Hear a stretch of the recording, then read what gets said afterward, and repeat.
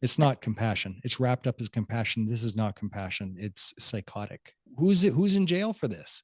Counseling somebody, pushing suicide on somebody, and encouraging them to commit suicide, whether it be through euthanasia or not, is a criminal code offense up to 15 years in jail. So where's the jail time? The Canadian government has recently been caught coaching multiple Canadian veterans into state-sanctioned death. Now, if you agree with me that offering Canadian state-sanctioned death in their most vulnerable moments is evil and not something a fully functioning, compassionate society should ever do, please visit helpnothomicide.com and sign our petition today. Now, medical assistance in dying, or MAID as it's called, has never been easier in Canada to receive or available to more people and on such short order. The 10-day wait period has now been removed between when you ask for medical assistance in dying and when you ultimately receive it. You can get it on the very same day, and you no longer have to ask for it in writing. And it can be administered by a healthcare professional and not necessarily a doctor that knows you.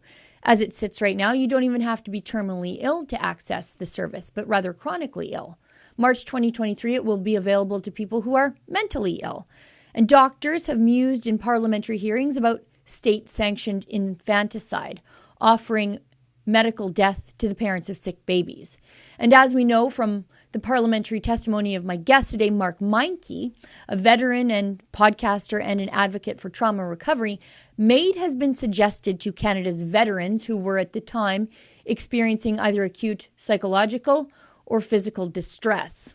I guess helping those who served our country in uniform is definitely more than Justin Trudeau's Veterans Affairs bureaucrats were willing to give to these wounded warriors. Joining me now is the man who ripped the lid off this sickening saga, Mark Meinke. My name is Mark Meinke. I'm an Army veteran who served with the Princess Patricia's Canadian Light Infantry. In 1994, I served as a UN peacekeeper during the genocide in Croatia. And for the record, it was not ethnic cleansing. I hate that word. It was a genocide. Ethnic cleansing is a euphemism. I was on rotation for Operation Harmony. As a result of my service and numerous incidents that happened during my tour, I was injured with PTSD.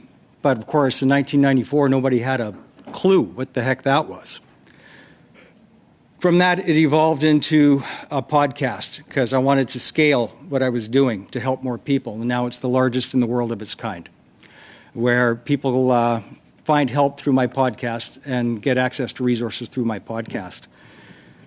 Mark, give us an update about what you know about the treatment of veterans at the hands of Veterans Affairs, specifically with the suggestion that once they start annoying bureaucrats on the other end of the line, that they are told to just do everybody a favor and drop dead with the help of the state. Well, of all the ones that have come forward, the exact circumstance that you just said has also happened. One of the people that I have been in communication with, he was in so much frustration with Veterans Affairs Canada that he said it. Now, this is one of many that I've been speaking with, but the scenario was, fine, just kill me then. Why don't you give me MAID? Like, if you're not going to help me, I give up. Just give me MAID. And their response was, well, that's an option. It's revolting.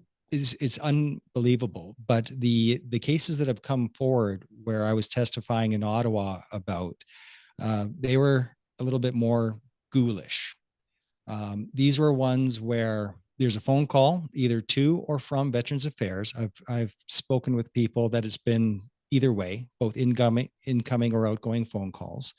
And during the conversation where they're reaching out just like for help for PTSD or help for traumatic brain injury or any normal service related injury. And during the conversation, the person on the other line says, oh, by the way, if up the road you feel like dying, we can help you with that. So it's not so messy.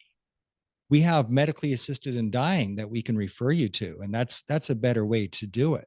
And with a couple of them that I've been talking about, because this is not an isolated incident as we had hoped. It's not isolated at all. It's rampant. But in both cases, where the veteran says, what are you talking about? I have no interest in this whatsoever. And then the response is like a bad used car salesman. Well, yeah, but if up the road, if you change your mind, it's there for you. So they're still planting that seed regardless after they're being told, no freaking thank you. What are you talking about? They're planting that seed anyway and pushing it like a bad salesman. It's which is a criminal act. So who's in jail for this? Counseling somebody, pushing suicide on somebody and encouraging them to commit suicide, whether it be through euthanasia or not, is a criminal code offense up to 15 years in jail. So where's the jail time? This is appalling. We heard Justin Trudeau say to a wounded veteran that he was asking for more than Justin Trudeau was willing to give, but it sounds like he's willing to give them euthanasia just so that he doesn't have to give them the supports that they need. You made the promise, no veteran will be forced to fight their own government for the support and compensation they have earned. Yet you are still currently in a legal battle with veterans regarding equal support and compensation to their peers. Nobody forced me to join the military. I was prepared to be killed in action. What I wasn't prepared for, Mr. Prime Minister, is Canada turning its back on me. Why are we still fighting against certain veterans groups in court? Because they're asking for more than we are able to give right now. Well, no, hang on. You're asking for honest answers. The Liberals have removed the wait time requirement for people to seek euthanasia, which means that these veterans could be experiencing an acute PTSD incident, and somebody on the other end of the line whose job it is to help them could be talking them into something that tomorrow they would not have chosen for themselves. It's exactly right. I was just on Aaron O'Toole's podcast moments ago, the Blue Skies podcast. Plug for Aaron. And I shared that in July of 2021, I had one of those episodes, unfortunately. There was just too much, and I broke. So in an attempt to try to regulate myself, I drove up with my motorcycle off into the mountains, out of cell service, completely isolated. And no intention of suicide at the moment, but I had this dissociative episode. And like, I attempted suicide. I didn't see it coming. I didn't expect to do it. Luckily, I was unable to complete it, and I didn't even realize that that's what I had done until after. So once this bizarre episode had faded, where I had legit taken a crack at suicide, I couldn't believe that I had just done that, because it was a moment. It was a dissociative moment because there was just too much on my plate all at once that I didn't expect, because I was blindsided, and it passed. Now that's a year and a half ago. Had MAID been available, had somebody planted that damn seed in my head, maybe I would have driven to a pharmacist or whatever drive-through window you can get MAID at nowadays. And in that same stupor, in that same dissociative state, had one of these so-called healthcare professionals kill me. When firearms were still legal, when you go to buy a pistol, last time I bought a pistol was some time ago, but I believe it was a 5-day wait time, just in case you do something rash, because we don't want you to do it. We want to make sure that when you buy this pistol, you're not buying it to shoot yourself with it or somebody else. But it was actually a suicide measure why they had a waiting list on pistols. But for MAID, no, never mind about that. If it's not messy, we'll help you with it. It's freaking diabolical, Sheila. It is. It's revolting. These are men and women who put on a uniform in defense of our Canadian ideals of freedom. And instead of helping them when they need the help from our government, the government that committed to help them when they first put on that uniform, they are just, offering themselves, the government, the easy way out. It's not an easy way out for a veteran, and it's not an easy way out for their families. But to offer euthanasia is an easy way out for the government out of their obligations to these men and women. They create the suffering for our veterans through their own ineptitude, yes. And then they offer the solution to the veterans' suffering, which makes the bureaucrats' job so much easier. Now, Mark, I have to commend you because, as you've admitted, you've experienced some of these issues yourself, and yet veterans are coming to you to tell their stories. I really admire that, but I also worry about you.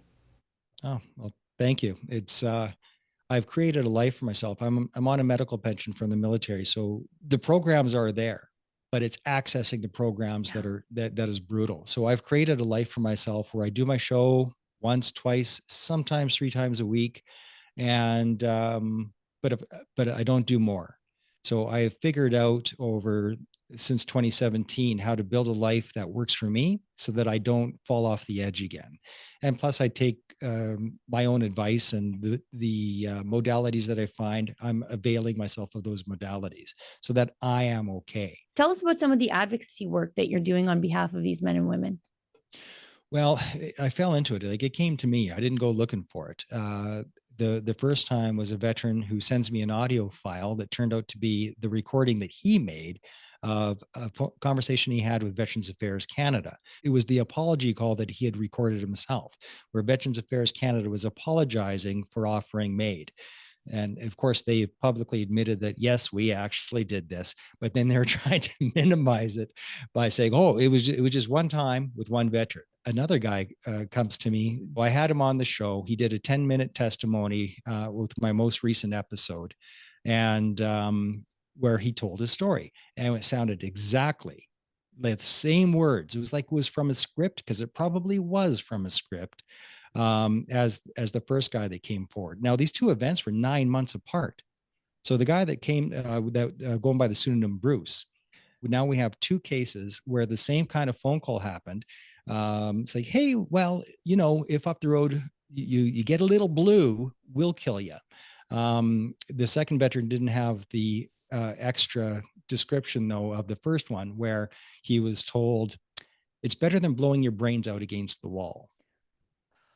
Like that was actually said to him by a caseworker. Unbelievable.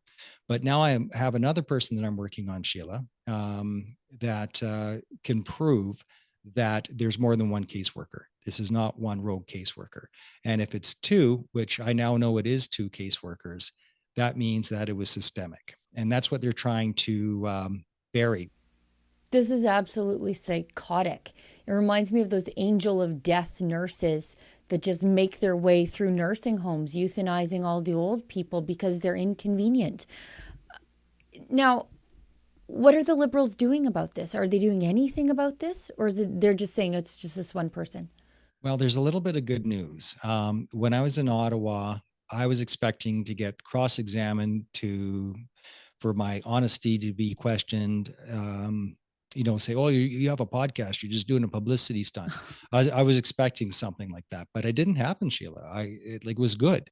So matter of fact, because it was multi-partisan, there was the Bloc, Liberal, NDP, Conservative, everybody was there. And before asking me a question, the Liberal representative was actually in tears trying before she can ask her question. Kind of chokes me up a little thinking about it. It was quite moving.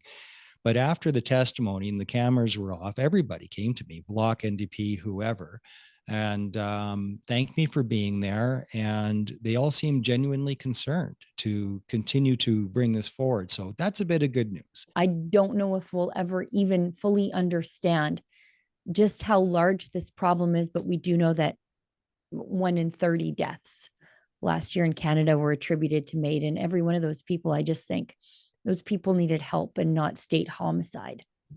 Well, I hope you have Nicole Scheidel on your show.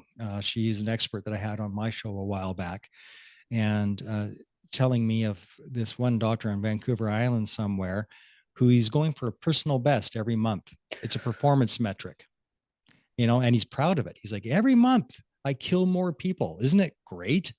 It's like Dr. Mengele running around. It's unfreaking believable. This is a Nazi death camp kind of mentality. It's unreal, but that's what they're doing, and they're proud of it. One of the questions that I think probably has an obvious answer is, how much does a doctor get paid for killing somebody?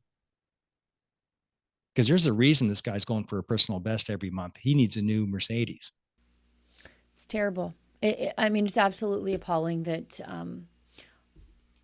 our fellow Canadians, on their darkest days, on their days where they're suffering, they're seen as a dollar sign. Do you to a think, doctor. Sheila, that one of the driving factors for this could be that it's, and I'm not even kidding.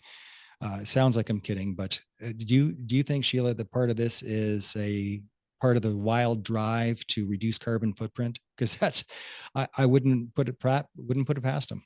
I definitely think that we are the carbon that they want to reduce. I fully believe that. And I also believe that there are people who are just lazy. And so instead of helping people and finding out what's wrong with them, working them through whatever health challenges or psychological issues that they're facing in that moment, it's just a lot easier to get them out of your face. The healthcare system creates the suffering. And then when you seek MAID to address the suffering, they say, sure. Well, I think part of it could be the perverted kink that people get out of it as well, because there's no greater Definitely. power than taking another human being's life. Yeah. And so this is people that get a kick out of feeling empowered. I think that's one of the factors. It's not compassion. It's wrapped up as compassion. This is not compassion. It's psychotic. Yeah, it's people playing God. Mark, thank you so much for taking the time to, come on the show and talk about this, but also take the time to help these men and women to tell their stories and to advocate for them. How do people find out about the important work that you're doing? I know you have a podcast. It's very well reviewed and much listened to. Let people know where they can find you. Operation Tango Romeo, the Trauma Recovery Podcast, is for veterans, first responders, and their families. The mission is to save lives and relieve pain by making help for PTS injuries easily accessible. So the live streams go out on the Facebook pages, my personal Facebook page, LinkedIn, and YouTube all at once. But for the full catalog, wherever podcasts are, wherever you like to go. So Spotify is the big one. Anchor.fm is the primary upload point. Google Podcasts, Amazon, anywhere you want to find it, you could probably find it. But start at Spotify. That's probably the easiest place.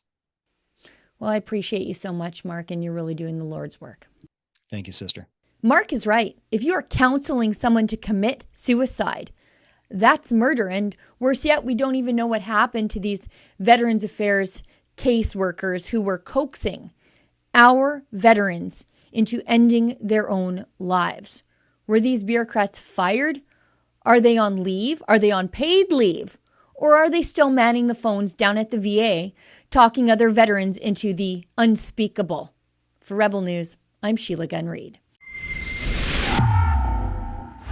If you'd like to send a strong message to the federal government that someone's worst day should not be their last and that vulnerable Canadians of all ages need better care and not state-sanctioned extermination, please sign the petition at helpnothomicide.com.